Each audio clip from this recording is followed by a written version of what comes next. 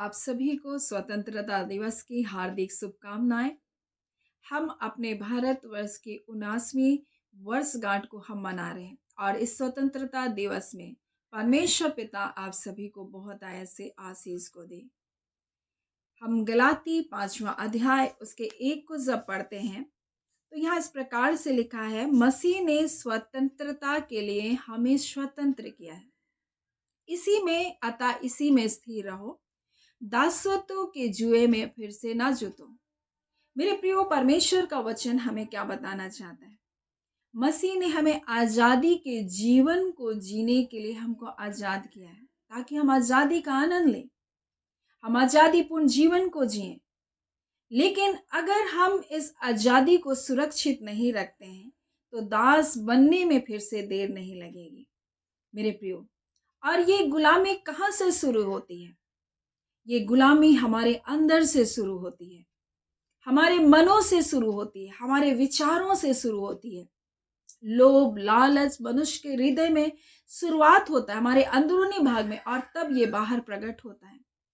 हम अपने भारत देश के बारे में देखें, जब हम आजादी के दिवस को मना रहे हैं, हम अंग्रेजों की गुलामी से आजाद किए गए करके हम खुशियां मनाते हैं। लेकिन अंग्रेजों की गुलामी से पहले भी एक गुलामी चल रही थी। वो जागीरदारी व्यवस्था के अधीन थे, वो सामंतवादी व्यवस्था के अधीन थे। राजा सामंतों के ऊपर राज्य करता था। सामंत वर्ग जो था वो गरीबों के ऊपर राज्य करता था, किसानों से राजस्व वसूल करता था, और जब वो राजस्व को नहीं दे पाते थे मेरे प्रिय, उनकी भूमि को अपने कब्जे में लेकर चला जाता था। और इस प्रकार से सामंत वर्ग बढ़ता गया, फलता और फूलता गया मेरे प्रियो, और 12वीं शताब्दी तक वो प्रचंड रूप ले लिया। और इसी बीच में जब 1775 में प्लासी का जब युद्ध हुआ, उसी समय ब्रिटिश इंडिया हमारे भारत में आई, ब्रिटिश ईस्ट इंडिया, और वो धीरे धीरे करके अपने हमारे शासकों को क्या करने लगा, शासनों को हथियाने लगा। इससे पहले वो जो सामंत थे वो भूमि को इकट्ठा करते करते कई गांव को बनाते थे और इस प्रकार से अपने आप को राजा घोषित करते थे। और कई राजा थे जो आपस में एक दूसरे से लड़ते भिड़ते रहते थे। और ये तो था, साथ ही साथ वहां पर हम देखते थे छुआछूत था, अमीरी गरीबी का भेदभाव था, जाति प्रथा थी, लोग एक दूसरे के साथ मेल मिलाप नहीं रखते थे, भाषा भाषा में लड़ाई थी मेरे प्रिय। और ये अंदरूनी लड़ाई थी, और इसी अंदरूनी लड़ाई का फायदा किसी ने उठाया, और अंग्रेजों ने आकर इसी बात को फायदा उठाकर एक दूसरे से लड़ाते हुए वो अपने आप को फैलाने लगा, बढ़ाने लगा मेरे प्रियो। लेकिन आजादी जब मिली, इससे पहले हर एक लोग, स्त्री बच्चे बूढ़े जवान, हर तरह से डॉक्टर इंजीनियर, हर एक लोग मिल गए। और इस प्रकार से सब जब मिल गए मेरे प्रियो तो हमारे देश को आजादी मिली।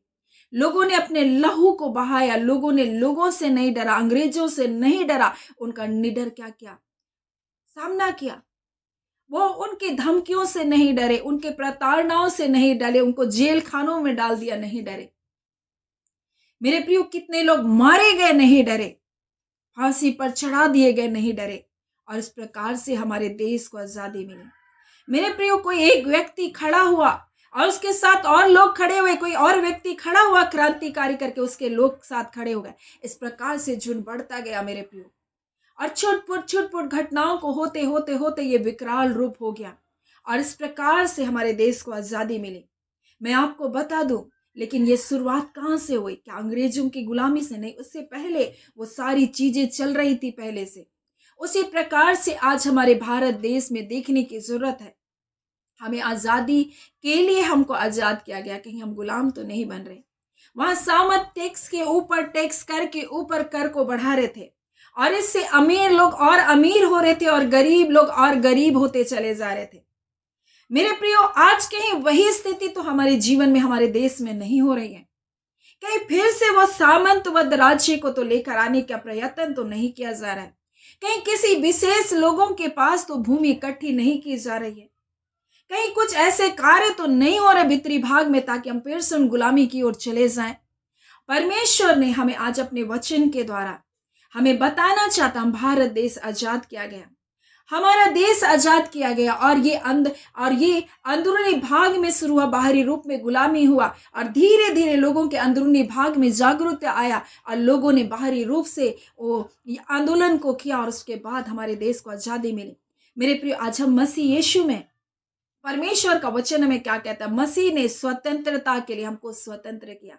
हम भी पापों की गुलामी में थे, हम भी दासत्व में थे, हम भी अंधकार में थे, हम झूठों के बंधन में बंधे हुए थे, हम सत्य से अनजान थे मेरे प्रियो। और यीशु मसीह कहा, मैं ही मार्ग हूं, मैं ही सत्य हूं, मैं ही जीवन हूं, और जो मुझ पर विश्वास करेगा वो मेरे प्रियो कहता वो नाश नहीं होगा, अनंत जीवन को पाएगा। उसने पापों की गुलामी से हमें आजाद करने के लिए अपने शरीर का एक एक कतरा लहू को बहाया, हमें आत्मिक जीवन में हमको आजाद किया, हमको स्वर्गीय राज्य की मिरास को देने के लिए, स्वर्गीय देश को देने के लिए उसने भी एक लड़ाई को लड़ी ताकि हम पापों के बंधनों से आजाद हो मेरे प्रियो और स्वर्ग के राज्य में हम जा सके।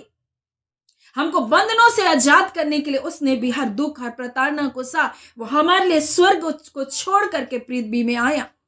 और इसलिए उसका वचन कहता है, मसीह ने स्वतंत्रता के लिए हमको स्वतंत्र किया, अतः इसी में स्थिर रहो, वचन में स्थिर रहो मेरे प्रियो। परमेश्वर का वचन कहता है सत्य में स्थिर रहो मेरे प्रियो। असत्य की ओर मन लगाना, झूठ की ओर मन लगाना, मनगढ़ंत बात की ओर मन लगाना हमारे जीवन में बंधन को लेकर आता है मेरे प्रियो। और इसलिए आज हमारे देश में शिक्षा को बहुत महत्व दिया जाता है, लेकिन जब शिक्षा का स्तर कम होता जा रहा है तो इसका मतलब ये है मेरे प्रियो, कहीं ना कहीं गुलामी की ओर हमको लिया जा रहा है मेरे प्रियो। जितना लोग शिक्षित नहीं होंगे वो जान नहीं पाएंगे अपने अधिकारों के बारे में। देखिए, छोटे लोग, मध्यम वर्गीय लोग कितना टैक्स देते हैं, लेकिन उसी के जगह आप बड़े लोगों को देखो, उसके टैक्स बहुत कम है। क्यों? क्योंकि उनके पास बहुत सारे ऐसे लोग हैं जो उनको बताते हैं कि टैक्स में हम किस प्रकार से हम बच सके, हम टैक्स को किस प्रकार से छुड़ा सके, टैक्स से हम किस प्रकार से बच सके। उसके पास बहुत सारे सलाहकार हैं, लेकिन मध्यम वर्गीय लोग जानकार नहीं होने के कारण बहुत टैक्स देते हैं मेरे प्रियो। मैं आज आपको बताना चाहती हूँ कि कई बार हमारे जीवन में सत्य को ना जानने के कारण, शिक्षा ना होने के कारण लोग बंधुआई में पड़ते हैं। पिछले दिनों मैंने देखा एक व्यक्ति, एक यूट्यूबर, इस प्रकार से नींबू बहुत सारे ले लिया, उसमें सिंदूर लगाकर रोड में से लंबा सा बिछा दिया। अच्छे अच्छे लोग, बड़ी बड़ी गाड़ियों में आने वाले लोग उस नींबू और उस मिर्ची को देखकर, उस सिंदूर को देखकर लौट गए। उसके अंदर मन में डर है, उसके अंदर अशिक्षा है, भय है, हमारे ऊपर कुछ हो जाएगा, कुछ डर है कि हमारे साथ कोई अनहोनी हो जाएगी, और इस डर के कारण कोई वहां से पार होना नहीं चाह रहा था। मुझे बड़ा ताज्जुब हुआ कि इस समय, इस वर्तमान समय में भी लोगों के अंदर इतना भय है। क्यों भय? क्योंकि मेरे प्रिय, अंधकार ने ऐसे उनके मनों के अंदर डर को डाल रखा।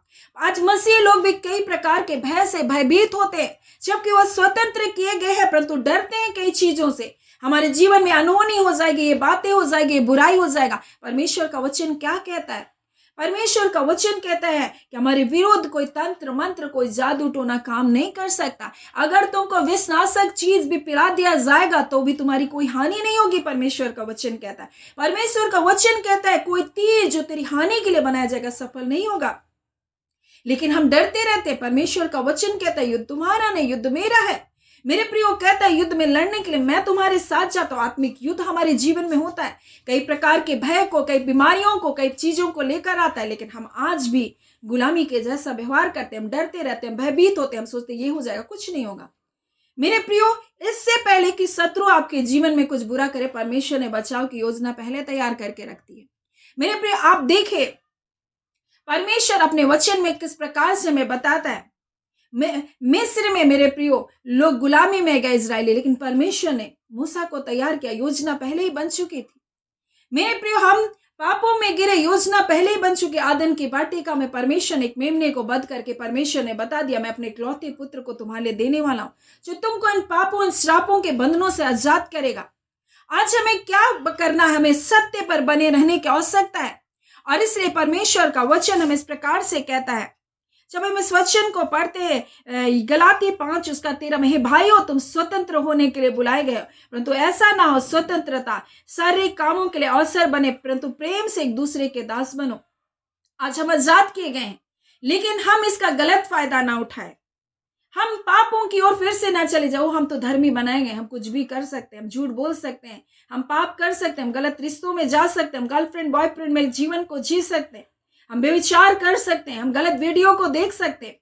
नहीं मेरे प्रियो, परमेश्वर कहता है स्वतंत्रता को तुम बुराई के लिए आड़ मत बनाओ। परमेश्वर का वचन कहता है शरीर के कामों के लिए अवसर ना बने यह स्वतंत्रता, प्रेम से एक दूसरे के दास बनो। आज परमेश्वर अपने वचन के द्वारा हमें बताना चाहता है, कहीं आज हम ऐसी गुलामी में तो नहीं जी रहे मेरे प्रियो। आज हमें अंदरूनी आजादी की जरूरत है मेरे प्रियो। अगर आपका मन आजाद है तो आप बाहर भी आजादी को देखेंगे, आपके सोच आजाद है तो बाहर भी आप आजादी को देखेंगे। लेकिन अगर आपके सोच विचार बंधे तो आप बाहर भी बंधवाई के जीवन को जिएंगे मेरे प्रिय। शुरू यहां से होता है हमारे मनों से, और ये हमारे बाहरी वातावरण में काम करता है। आज मैं आपको बता दूं, गुलामी यहां से शुरू होती है और ये बाहर में प्रकट होता है। अंदर पाप शुरू होता है, पाप का बीज काम करता है, और जब बढ़ता है मेरे प्रियो वो पाप को जन्म देता है। परमेश्वर का वचन कहता है, आज परमेश्वर अपने वचन के द्वारा में बताना चाहता है हमें आजादीपूर्ण जीवन को अगर जीना है, तुमको स्थिर रहने की जरूरत है, वचन में स्थिर रहने की जरूरत है। उसी प्रकार से हम भारत के एक आजाद नागरिक है तो हमको संविधान में बने रहने की जरूरत है। उसमें फेर बदल करेंगे, उसमें बदलाहट लाएंगे तो हर के लिए नुकसान होगा। आज आपके लिए होगा, कल उनके लिए होगा, कल उनके लिए होगा। और लास्ट में जिस प्रकार से सामंतवाद प्रथा राज्य करता रहा और उसके ऊपर अंग्रेजों ने आकर गुलाम बनाया, उसी प्रकार से बाहर गुलामी के जीवन में सब चले जाएंगे। आज परमेश्वर अपने वचन के द्वारा में बताना चाहता है, कई बार लगता है ये थोड़ा सा बदलाहट है मेरे फायदे के लिए, परंतु वो आपका आज के लिए फायदा, कल आपके लिए नुकसान होगा। मेरे प्रियो, मैं आपको बता दूं, जिस प्रकार से मैं वचन की सत्यता में बने रहना, उसी प्रकार से हमारे भारत देश का एक संविधान है और हमें उसमें बने रहने की जरूरत है।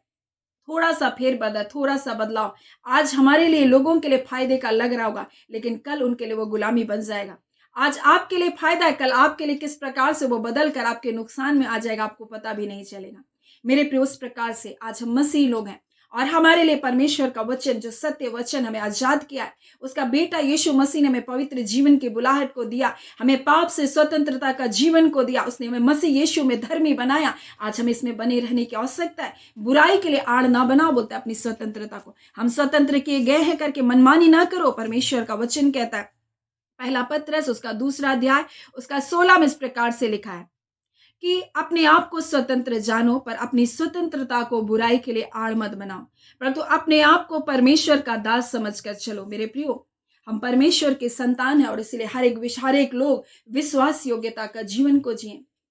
आज परमेश्वर अपने वचन के द्वारा में बताना चाहता, हम आजादी के लिए आजाद किए गए। इस आजादी में बरकरार रहने के लिए हमें बने रहने की आवश्यकता है वचन में मेरे प्रियो। नहीं तो हम फिर से दासत्वों में चले जाएंगे, फिर से उन दासत्वों के जुए में हम जुते जाएंगे, फिर से हम गुलामी के बंधनों में चले जाएंगे। मेरे प्रियो, आजादी मिली है, आजादी को सहेजने की आवश्यकता है। आजादी मिली है मेरे प्रियो, लोगों ने बलिदानों को देकर इस आजादी को कमाया है। आज इस आजादी का महत्व को समझिए मेरे प्रियो। एक दूसरे से प्रेम करें, ना कि एक दूसरे को नीचा करने के लिए, गिराने के लिए, एक दूसरे को खत्म करने के लिए षड्यंत्र को रचे। क्योंकि आज आप खत्म करेंगे दूसरे को, वो खत्म होंगे नहीं पता, लेकिन एक दिन आप भी खत्म हो जाएंगे। आप एक की हानि के लिए हथियार बनाएंगे, उसकी हानि होगी नहीं पता, लेकिन आपकी हानि जरूर हो जाएगी। मेरे प्रिय, इसलिए परमेश्वर का वचन हमें कहता है, स्वतंत्रता आड़ ना बनने पाए बुराई के लिए, प्रेम से एक दूसरे के दास बनो। परमेश्वर के संतान समझकर, उस सर्वशक्तिमान परमेश्वर के संतान समझकर ईमानदारी और विश्वास योग्यता का जीवन को जिए, पाप से तौबा का जीवन को जिए। सो मेरे प्रियो, परमेश्वर आज इस वचन के द्वारा आप सभी के जीवन को बहुत आय से आशीष को दे। आमीन। आइए हम प्रार्थना करें। धन्यवाद देते हैं जीवते सच्चे सामर्थ्य पिता परमेश्वर, आज के सुंदर दिन के लिए प्रभु धन्यवाद देते हैं। इस आजादी के सुअवसर में परमेश्वर पिता, हाँ पिता, 79 परमेश्वर स्वतंत्रता दिवस को जब मनाते हैं पिता, आज पिता हमारे भारत वर्ष के लिए भी प्रभु जी हम प्रार्थना करते हैं परमेश्वर, स्वतंत्रता में परमेश्वर बने रहने के लिए प्रभु, इसमें स्थिर रहने के लिए एक एक भारतीय नागरिक को जागरूक कीजिए परमेश्वर पिता, एक एक लोगों को एक मन कीजिए परमेश्वर पिता, उन बलिदानों को स्मरण करके प्रभु जी इसके प्रति गंभीर होने के लिए परमेश्वर सभी को सचेत कीजिए परमेश्वर पिता। हाँ पिता, व्यर्थ बातों में पिता, उन झूठी बातों में परमेश्वर पिता, उन पिता झूठे अफवाहों में परमेश्वर अपने जीवन को ना जीने पाए, परंतु जानने पाए परमेश्वर पिता कि आपने परमेश्वर इस देश में परमेश्वर करुणा करके हम सबको एक आजादी के देश में रखा है परमेश्वर पिता। आज खुदान परमेश्वर हर एक विश्वास योग्यता के साथ कार्य करे, एक दूसरे से प्रेम करने वाला जीवन को जिए। आज जो सताते हैं पिता, हम उनके लिए प्रार्थना करते हैं पिता। आज उनकी आंखें खुले, उनके सोच विचार खुले परमेश्वर, ताकि वो जाने परमेश्वर पिता कि मसीह एक ऐसे समाज का निर्माण करते हैं प्रभु जी जो झूठ नहीं बोलते परमेश्वर। मसीह एक ऐसे समाज का निर्माण करते हैं परमेश्वर जो पाप की ओर जाने से रोकते हैं परमेश्वर, बुराई से तौबा का जिंदगी को जीते हैं परमेश्वर पिता, लोगों के हितों में कार्य को करते हैं परमेश्वर पिता। हाँ पिता, लोगों की उन्नति के लिए परमेश्वर भागीदारी है परमेश्वर पिता। और खुदान परमेश्वर पिता, उनकी बुद्धि उनकी सोच खुलने पाए ताकि हमारे देश परमेश्वर उन्नत होने पाए पिता। फिर से गुलामी की ओर ना जाने पाए, फिर से दासत्व की ओर ना जाने पाए, फिर से झूठी क्रियाओं की ओर ना जाने पाए। खुदान परमेश्वर पिता, कितनी कुरीतियां प्रभु जी हमारे देश में थी, परंतु प्रभु जी आपने उससे आजाद किया। हाँ पिता, कई प्रकार के बंधनों से परमेश्वर पिता आजाद किया। जातिवाद के बंधन परमेश्वर लोगों के अंदर थे, लोग एक दूसरे के हाथों से पानी नहीं पीते थे, भोजन नहीं करते थे, एक दूसरे से परमेश्वर संबंध नहीं रखते थे, परंतु शिक्षा के कारण लोग इन बातों से दूर होते गए। परंतु आज फिर से परमेश्वर बातों की ओर ना जाने पाए। हाँ पिता, आजादी के लिए आजाद किए गए, आजादी में बने रहने के लिए प्रभु जी हमारे देश की सहायता कीजिए परमेश्वर। एक एक राज्य के ऊपर परमेश्वर प्रभु जी आप परमेश्वर पिता प्रभु जी कार्य कीजिए प्रभु जी। और हर एक जो अधिकारी है उच्च से लेकर नीचे तक परमेश्वर हर एक को बुद्धि ज्ञान और समझ की आत्मा को दीजिए, ताकि उचित न्याय करे परमेश्वर, उचित कार्य करे। हाँ पिता, प्रकार के भ्रष्टाचार प्रलोभन से दूर रहे पिता, ताकि हमारा देश उन्नति करते जाए प्रभु। गरीब दुखियों की आवाज सुनी जाए परमेश्वर, उनकी आवाज को दबाया ना जाए। हाँ पिता, जो प्रशासनिक अधिकारी हैं प्रभु, उनके अंदर भी अपना भय को उत्पन्न कर, ताकि परमेश्वर न्याय पूर्वक कार्य कर सके। अंदरूनी गड़बड़ियों को पिता दूर करने के लिए प्रभु जिनको चुना है प्रभु जी, और बाहरी शक्तियों को से लड़ने के लिए जो देश की सेनाएं काम करे प्रभु, उनको भी सुरक्षा प्रदान कर। हर प्रकार के खतरे से, मुसीबत से हमारे देश की रक्षा करना पिता। एक एक नागरिकों को पिता परमेश्वर, भारतवर्ष के 140 करोड़ परमेश्वर जनता को अनुग्रह दे, दया कर। और पिता परमेश्वर तो संभाल प्रभु। हमारा देश आपकी ओर अपने हाथों को उठाकर प्रार्थना करता है। हमारे देश को परमेश्वर आपका कल्याण हो, हमारे देश परमेश्वर पिता समृद्धि की ओर जाए। हर एक प्रकार के भ्रष्टाचार, गरीबी, हाँ पिता परमेश्वर प्रभु जी बेरोजगारी पिता यीशु के नाम से दूर किया जाए प्रभु जी। हर एक प्रकार के अंदरूनी गड़बड़ियां, झूठी बातें परमेश्वर पिता, हमारे देश को खोखला करने वाली सारी शक्तियां प्रभु यीशु के नाम से परमेश्वर बांधी जाए। उनके ऊपर अधिकार करने वाले अंधकार के कार्य नष्ट होने पाए, उनके ऊपर अधिकार करने वाले पाप के परमेश्वर कार्य नष्ट होने पाए। हर प्रकार के पाप और बुराई और वैष्णव की सारी आत्माएं जो उनके जीवनों को बांध कर रखी है, हाँ पिता, जो पाप और बुराई को करा रही है, लोगों के जीवन में दुष्टता को लेकर आ रही है, ऐसे सारे बंधन टूटने पाए पिता। खुदान परमेश्वर अनुग्रह कीजिए हमारे भारतवर्ष पर। खुदान परमेश्वर की आज़ादी के लिए जब आज़ाद किए गए, इस आज़ादी में बने रहने पाए। धन्यवाद पिता, आपने प्रार्थना सुना, हमारे देश को प्रभु जी आपने आशीष दिया। मेरे एक व्यूअर्स को प्रभु हम ब्लेस करते प्रभु जी, और हर एक लोग आत्मिक जीवन में एक आज़ादीपूर्ण जीवन को जीने पाए। किसी भी व्यर्थ बातों को अपने हृदय में जगह ना देने पाए, किसी कड़वाहट, कटुता को, बैर को, हिंसा को परमेश्वर अपने हृदय में जगह ना देने पाए। परंतु प्रभु अपने बच्चों को बहुत आयत की आशीष को देने वाला परमेश्वर है। अपने बच्चों को पूंछ नहीं परंतु सिर बनाने वाले परमेश्वर आप हैं। हम आपके सामर्थी हाथों में आपके प्रियजनों को सौंपते हैं। धन्यवाद देते हैं पिता, प्रार्थना आपने सुना, प्रार्थना हम यीशु के नाम से हम मांगते हैं। दया सुने, अनुग्रह से ग्रहण कर लीजिएगा। आमीन। परमेश्वर पिता आप सभी को बहुत आयत से आशीष को दें। आमीन।